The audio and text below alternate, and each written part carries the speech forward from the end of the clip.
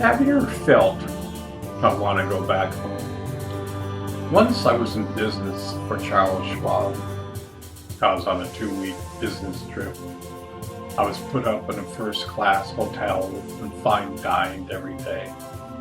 I would choose any restaurant I want. There were times in my life when I didn't have a penny. Here I was, Charles Schwab was footing the bill. Yet at some point in time, I just wanted to go back home. I miss my home. I miss my family. They say house is home is where you make it. That may be true or partially true. I must admit, traveling on the road is not for me. I have traveled all around the world. It was exciting. I learned a lot about the world in general. But there was a point in my life where I settled down. I truly appreciated my wife and family. There's a point where maturity sinks in. You can't quite pinpoint it, but as you constantly build your foundation of light, you become aware. You can see the world from a different perspective. You can see beyond the craziness of this world. One begins to embrace kindness, love, and compassion in one's life. Balance is the key. One begins to balance in all areas of life. You begin to see what's truly important. The world loves to suck you into drama. Just look at Facebook.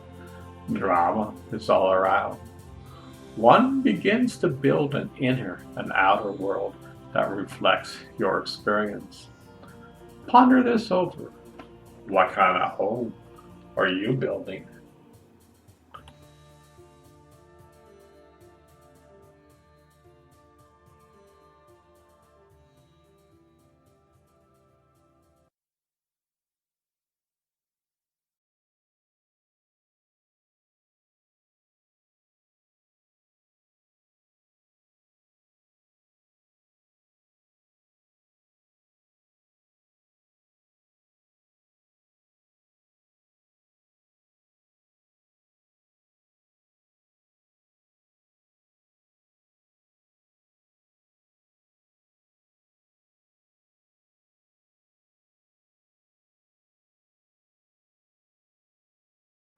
We are all actors in life. We come into this world, we play our parts. There's drama, there's humor, there's war, there's love. We all know how to play our parts well. We don't need a voice coach or acting coach. We know how to play our part well. When we die, we get a standing ovation from the universe. It doesn't matter if you're a saint or sinner. You played your part to the fullest. On the other side, all the actors are having a grand party. Ponder the meaning of these words.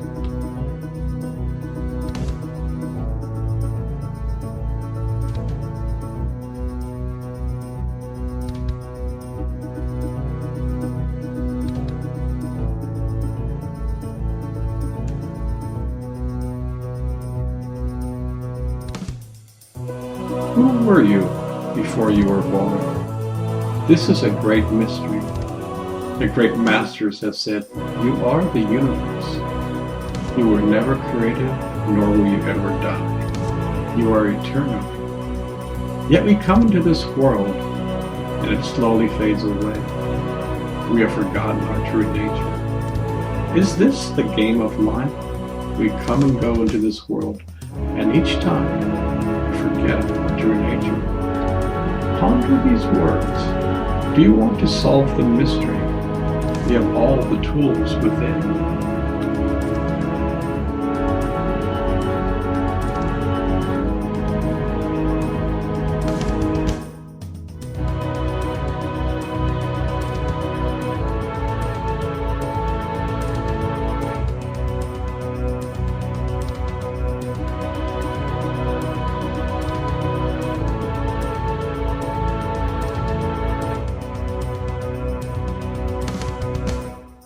Imagine you are blind. You can't see. You think you live in a single room, yet there are many rooms in this mansion. Because we are blind, we live only in this tiny room. We think we are poor. This is the greatest mansion in the universe. It is priceless. The great masters have said, look within and you will see the mansion and the many rooms. You are part owner. Discover your true nature. Ponder over these words. You can solve this riddle.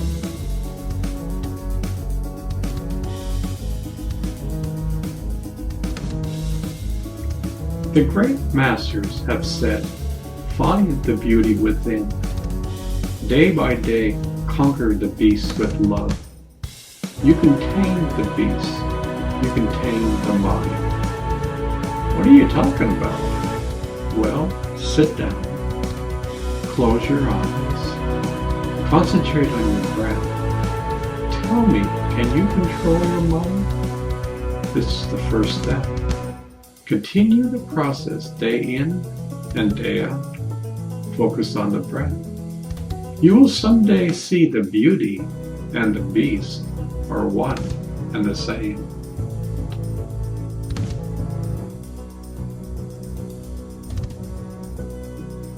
When you first start the journey of self-discovery, the signs are everywhere, yet we don't have the eyes to see. Day by day, our awareness grows. Year by year, our awareness grows. We begin to see the signpost everywhere. We are on this journey and we are guided. It seems like the more you pay attention to the universe pays attention to you. Imagine the signs are everywhere, yet we don't see them. The entire universe is rooting for us. They even put up signposts everywhere on this journey. The great masters have said, look within to solve this riddle. Ponder these words. You have free choice.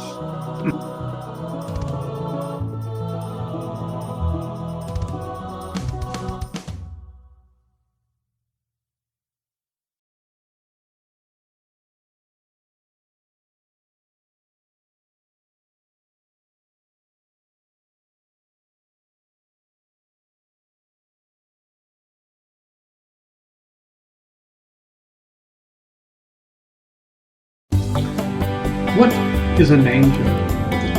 We have a tendency to make angels human-like. They have a human body and have wings. But what if angels are multidimensional angels? They have no body or form. We imagine a God with a long beard sitting on a throne. How much do we place upon our human conditions on God? When we die, we go back to the source. We become the sun, the moon, and the stars. This is our true nature. We come from the infinite and are born into this world. We forget our true nature. But coming and going is the game of life. Have we forgotten who we truly are? What is our true nature? Where did we come from? How do I discover my true nature? This is the greatest game in the universe. Can you imagine? You are the sun, moon, and stars. You are the universe. You are eternal. You are life itself. You must think I'm crazy, but there is truth in all of us.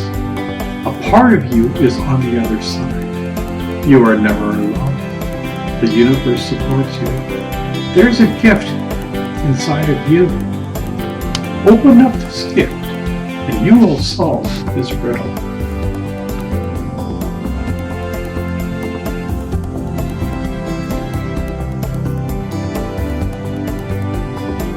You have friends in many incredible places.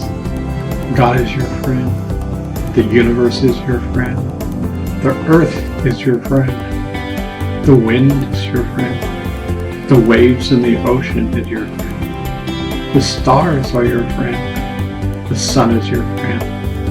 Even your enemy is your friend. You just don't know it. How would it be to know that truly in your heart your friends are everywhere? You are never alone.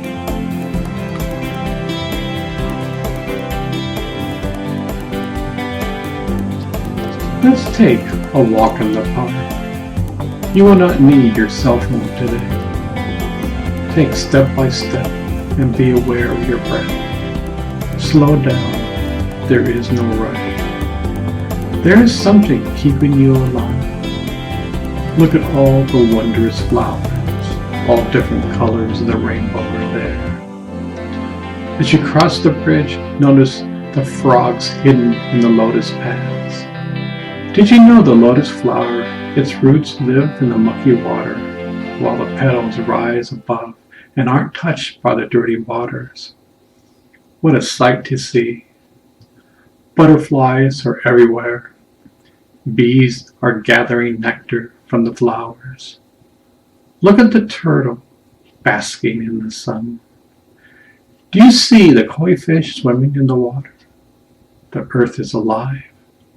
When you truly slow down, you will never get bored in nature. I once did. Come with me for a walk in the park.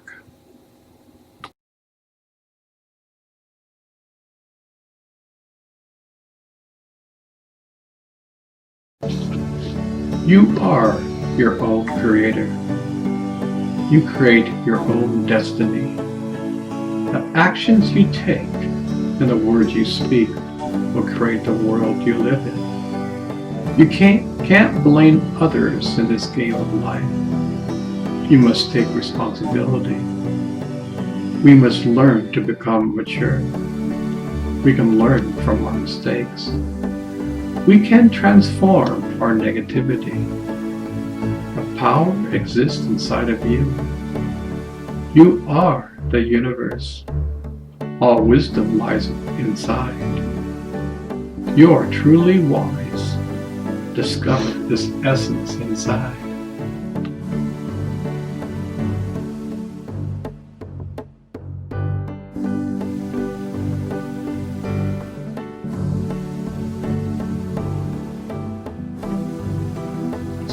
The words you speak have tremendous power. I love you. The entire universe rejoices when you say this. The person you are speaking this to rejoices. This releases the power of love. I hate you. What dark energy. The world doesn't need this. At the deepest level, we are one and the same. You are doing a disservice to yourself and the other person. Over time, the words you say, you become. You are your own creator. Even if you don't believe in God, your words are your creation. This is the law of life. Words have power.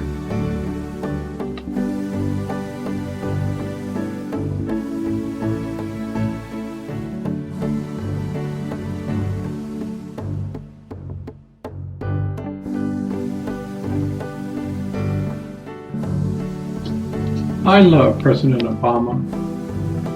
In my eyes, he did an incredible job. Many of my friends despise him. To be truthful, I think they are racist. I feel that Obama put his body, mind, heart, and soul into his job. He had to make many difficult decisions. He got a lot done despite Congress saying they would go against him all along the way. They complained when he used executive orders.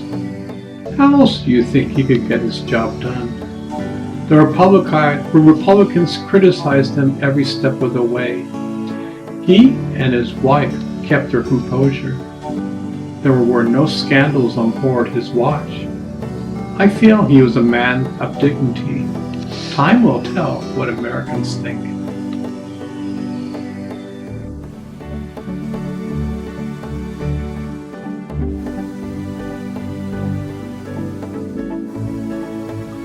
I remember watching the debates between Clinton and Trump. At one point, Donald said on live TV the following. He urged the Russians to hack into and release Hillary's emails. If he said this 60 years ago, he would have been thrown into jail. The Russians did hack us. The CIA, FBI, and all the intelligence agencies that are Russia's did the hack. Donald said they were telling him a lie. Does Mr. Trump know more than the entire intelligence gathering of America? He refuses to receive his daily briefings. It takes time away from his affairs. Yet, you are the president. This is your new job. The world changes hour by hour. You need to know and respond moment by moment. Your job is not a walk in the park. Only time will tell what you did during your presidency.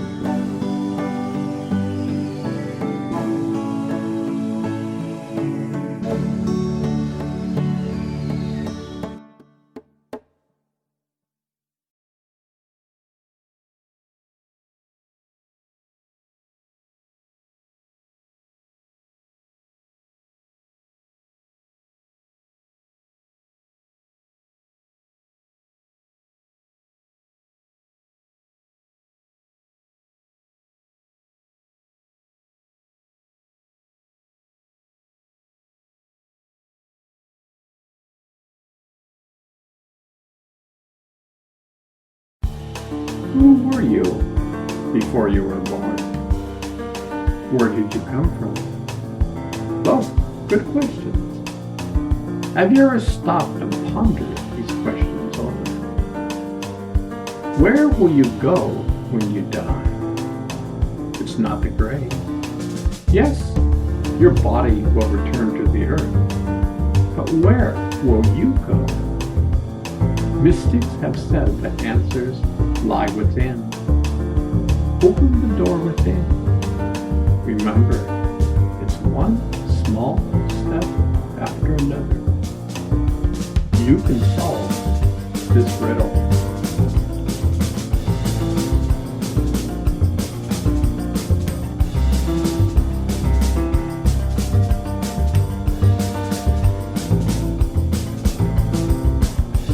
When I was young, I was scared of the dark.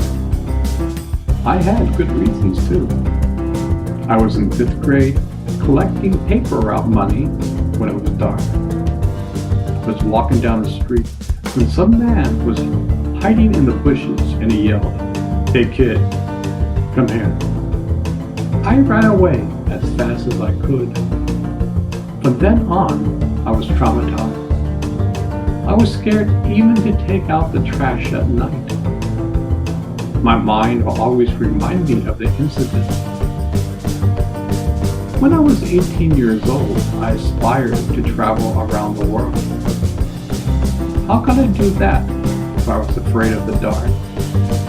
Good question. To make a long story short, I had to overcome my fears. Years later, I love the dark.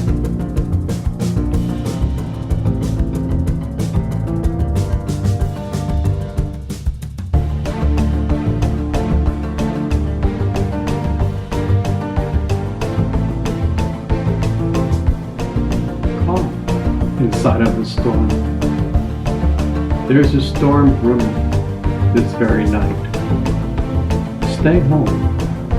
Nap next to the fire. Stay calm. Don't go out tonight. Your ship will still be there tomorrow. It's safe in the harbor. Danger is in the air. Yet at home, you're down for the night.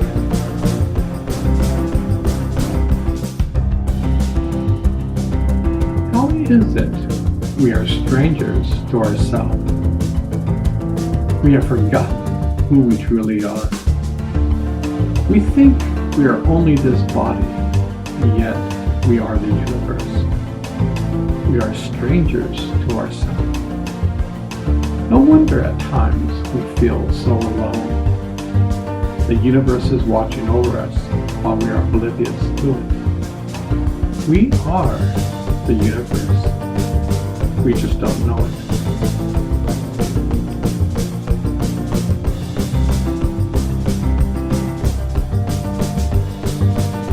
If this life is a game, it's a serious game. Are we dealt cards in our life? Is this a game of poker? How about a game of hide and seek? God lives inside of us, and we seek for Him outside of ourselves. This game is so real, we feel pain. Life has so many challenges. It's like they are custom made for us. Nobody gets a free ride. Just ask Jesus and the rest of the gang. They knew the Father, yet the game of life has no favorites. The game goes on. Yet they knew the game is not rigged. In the end, we discover our true nature. We go back home with lessons learned.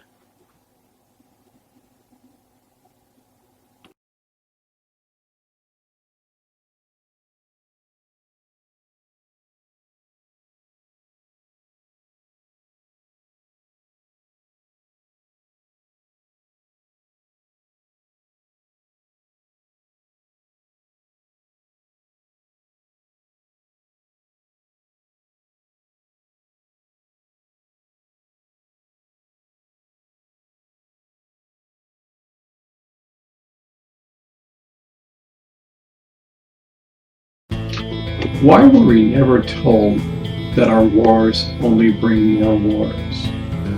Why were we told if someone or country is different, we condemn them? Why were we never told that God lives inside?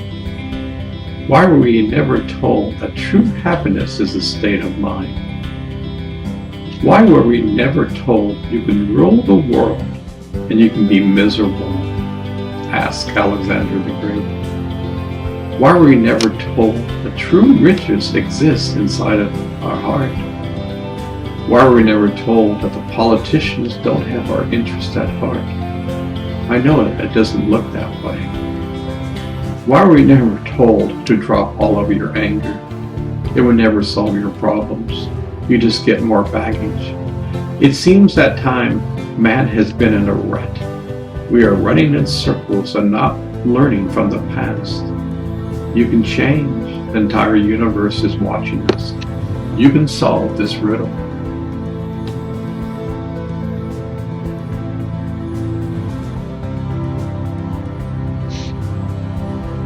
What if you knew you were the universe? Boy, would your life change. You would love everyone. You would stop judging. Only bad judges. God doesn't love. If you have free choice, why would God judge? Can you imagine being beyond time and space?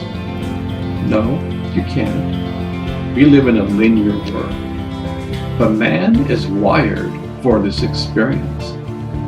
It is literally hardwired into our bodies.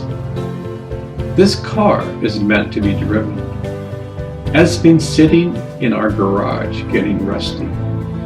Open up your garage within. Take your car for a spin. What an incredible ride you will have. When I was young, I really didn't understand metaphors. When I started to meditate, I began to understand. How can you talk about the infinite? No words can truly express the experience. Metaphors are the means to try to express the truth within. They point the way inside of your heart. Over time, they become a part of your life. It's like you have something which describes something which words can't express. Yet the metaphor over time transcends, and you understand the true meaning.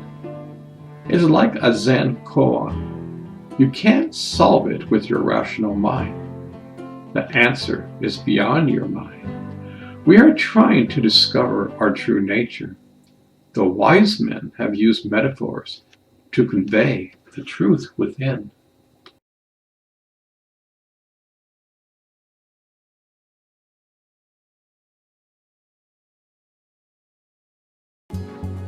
Is there something going on behind the scenes that we're not aware of? The world seems to be falling apart, yet there's a glue which is tying us all together. It seems like the world is in chaos, yet behind the scenes is harmony. We need as a world to discover this harmony moment by moment. This is why the wise men can smile during difficult times. He can see behind the scenes. He knows that we are actors on the stage of life. We play our part, then ultimately we leave the stage and go home. Some of my friends have gone home in the past few years. My dear friend Patty lost her dad recently.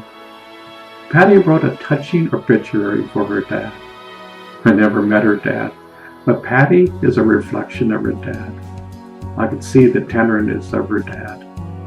He was an OB-GYN at Hoag Memorial Hospital in Newport Beach. In fact, on Patty's Facebook post, one of the moms said 3 of her children were delivered by Patty's dad. Now, why am I writing about someone who I never met? Good question. I love to hear about the ventures of life with family and friends. Over the years, I love to see posts about Patty and her adventures of life. We both love to travel. I love to read about families and friends sharing life together. I really believe that we receive traits from our parents. They brought us up. They cared for us through thick and thin. They raised us. How incredible is that? A part of them lives inside of our hearts. Their body is no longer with us, but their essence lives inside. We all come and go into this stage of life. Let's cherish our family and friends while we are alive. Rest in peace, Royal. May you have an incredible journey.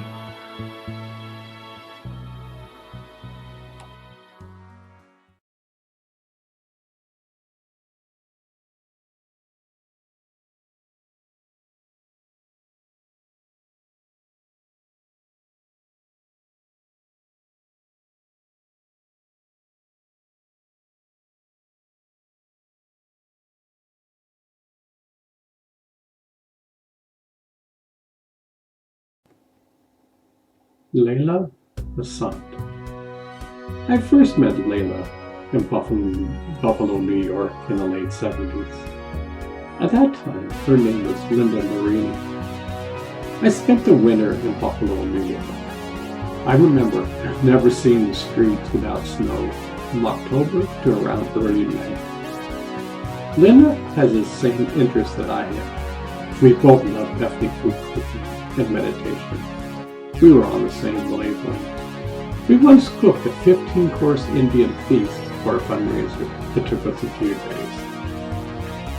We got married. I loved her family. Her dad and I got along extremely well. He just recently retired from Carrier after many years of service. He was an engineer. In his youth, I heard he was an incredible baseball player. Linda's mom was extremely kind. She made me a part of the family. I will always cherish that fact. Kindness runs in their family. Next door to Linda lived her grandparents, Nano and Nana. They came from northern Italy. Nano would tell me stories of cooking polenta in the fields in Italy. Linda's mom, Margaret, and her Nana would make polenta when we came to visit. They had this huge pot which was only used for cooking polenta, a wooden paddle and a wooden chopping board. They would stir the polenta for about half an hour until it was the right consistency. Then they would pour it on the chopping board. They would use dental floss to cut the polenta. First time I ever saw that. Blue cheese would be served along with the polenta. Another favorite dish of the family was homemade spinach gnocchi. These are spinach dumplings with clarified butter poured over the gnocchi. On top of that is freshly grated Parmesan cheese. What I liked about their cooking was that everyone was having the time of their life cooking. They were having fun. They loved that I wanted to learn from them. Usually in most households, the man stays out of the kitchen. They welcomed me into the kitchen. Her mom and dad visited us in Miami a few times. I remember once her dad took me to the golfing range. He was an incredible golfer. Well, I wasn't. I had the opportunity when I was young. Both my Grandma Fez and Grandpa Bert were incredible golfers. They had 5 hole-in-ones between them. They would say, "How would you like to learn how to play golf?" My brother and I would say, "Granny, only old people play golf."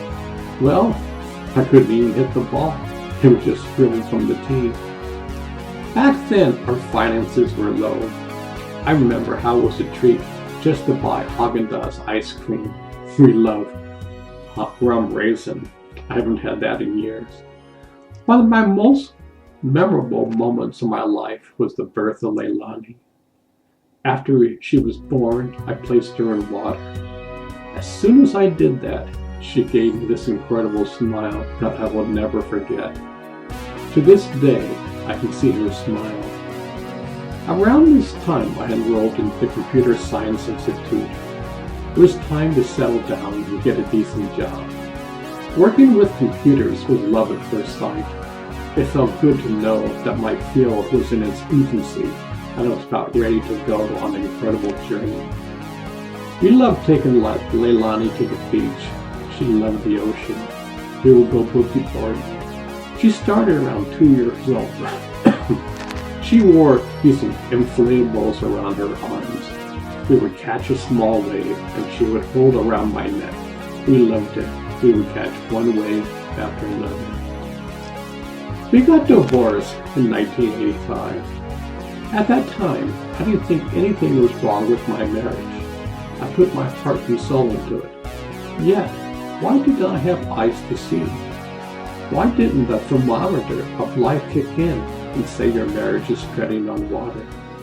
I had my first astrology reading a year before, and she said, concentrate on your marriage. You might need to fine-tune it. You can never really blame the other person. We have to look inside and take responsibility. It just isn't about the faults of the other person. I really went through the ringer. I didn't think anything was wrong, yet she wanted out. I said, let's go to a marriage counselor. She wouldn't have it. Well, I'm not going to blame her. I went to a psychologist for a few sessions. After the 3rd session, she said, you don't have to come here anymore. I can see you learn fast and really want to do house cleaning on yourself. You will heal yourself. That didn't mean that 100% I was healed. I was still going through it, but the healing process was started. It's amazing the same month and year my wife Barbara got her divorce from her husband. We have been married for almost 30 years. Time heals. I'm good friends with Layla. She lives in the same town as my daughter. She's taking care of her mom.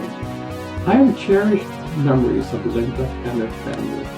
I take responsibility for the lack of awareness on my part.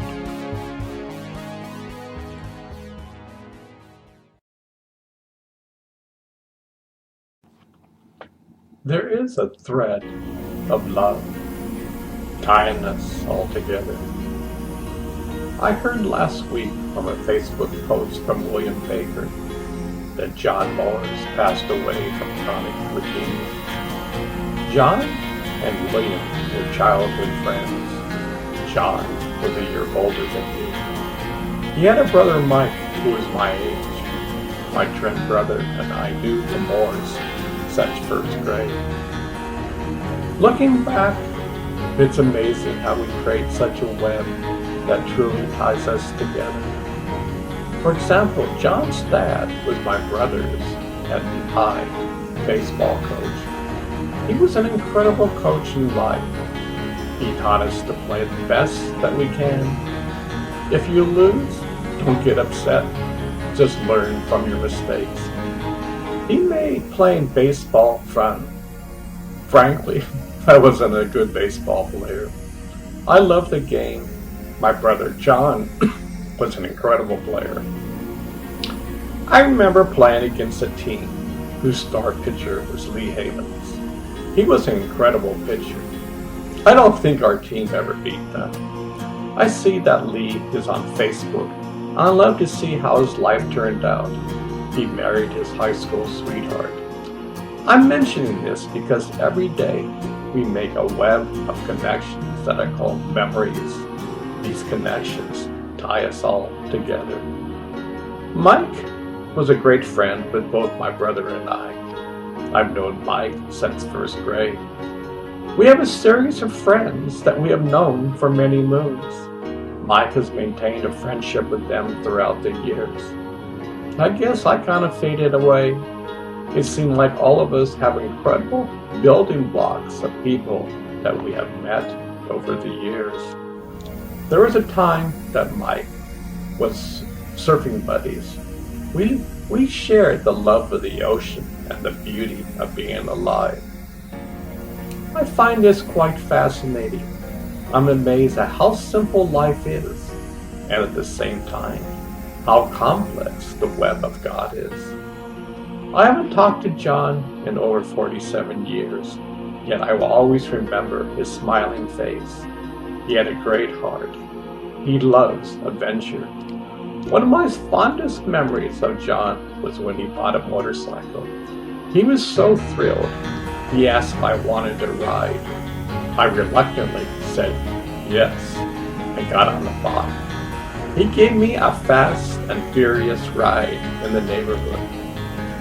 There is a theory which I love, which goes like this. When we die, we return to the essence of God and the universe. This means that John's essence is inside of us. His body is now God, yet his spirit is eternal. I send prayers to the Moore's family. Their family was an intricate part of my life, which I will treasure forever. Rest in peace, John.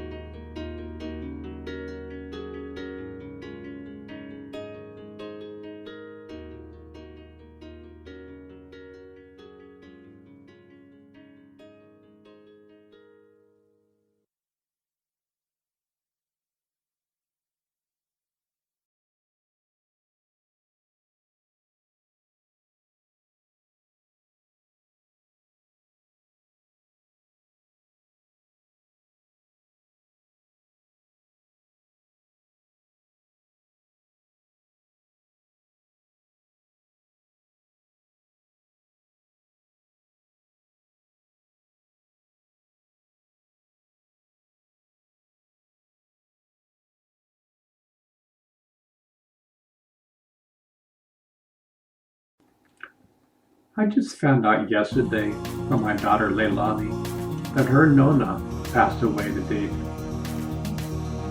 Leilani's mom was taking care of her. Recently, I've been doing a lot of pondering. I have noticed that generations have carried certain traits. Nona and her family had it. Nona's mom and dad carried that. That trait is kindness. Isn't that truly a gift from God and the universe? The universe is kind. How much grace is there that we carry the traits of the universe inside of our DNA? Kindness is the source of life. Even the Dalai Lama says, kindness is my religion. As you read in the previous chapter all about the kindness Layla's family bestowed upon me, Nona led a good life. She is ready to go home. For the past 6 months, she would say, I'm ready to go home. We know when it's time to go. We will miss her. She is one with the universe. That's our true nature.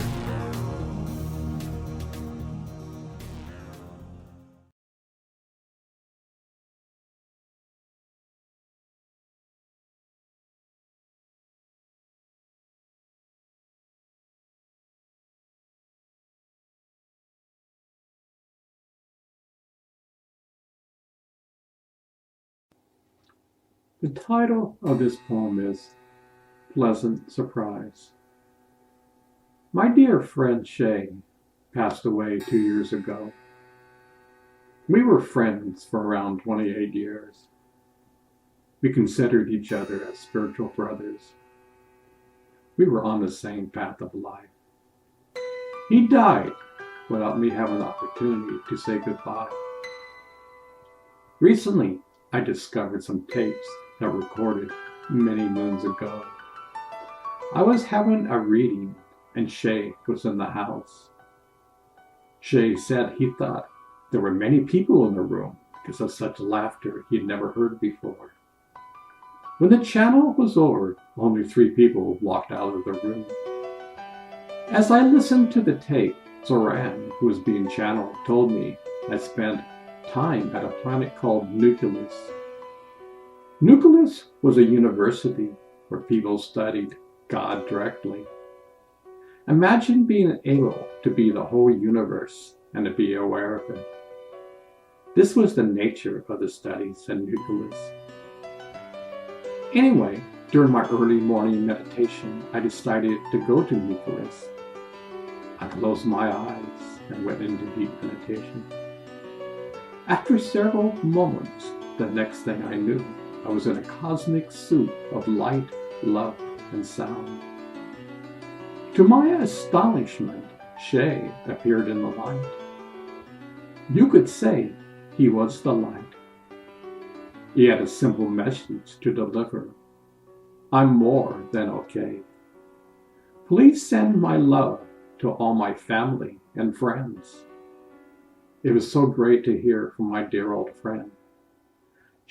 Shay was saying something that was dear to my heart. You are the universe and just don't know it. Shay was in that state of oneness. He was one with his Creator. He was home.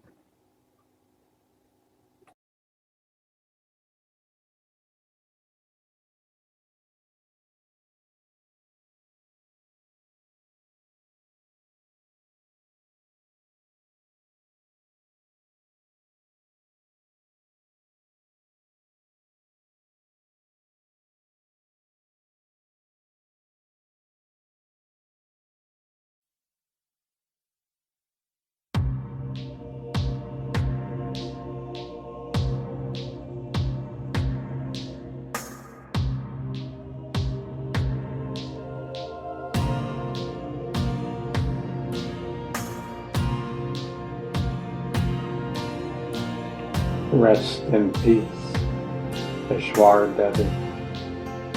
My dear friend Ishwara passed away a week ago.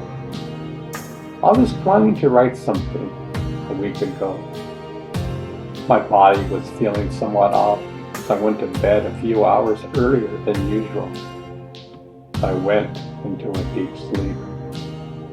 Around 7 p.m., I heard this huge thunderbolt hitting the tree in my backyard. There was a huge explosion. Shrapnel from the tree was sent all over the backyard.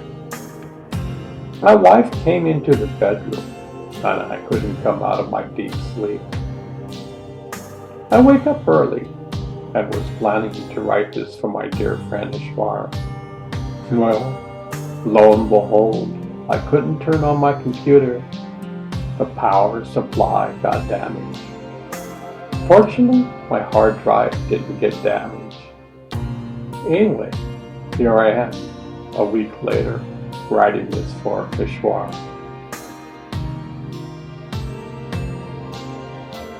My dear friend Ishwara passed away last week. I knew her from the palace in the sky, a great ashram sitting on top of a mountain near Ashton, Oregon. We both had teachers from the Radha Samari lineage. We both loved to meditate. We were like kids eating our melting ice cream cones. People who love to meditate love being around each other. And quite frankly, we had nothing to say or prove. We were just like the sun in the sky. We just loved to shine. Both of us recognized the divine in each other. Ishwara was a kind soul. To be honest, she was a gift from God. She was one of those who's like an angel. She really didn't belong to this physical world with all its drama. Her mind was on God and helping her fellow man. I was amazed on how many people she knew. When she died, I saw hundreds of people who deeply loved her. I don't know how she died and what caused it. I know that I lost a dear friend. Yet deep in my heart, she is there, smiling. Her ashes are scattered throughout the universe. Her soul has returned to God. Someday we shall meet again.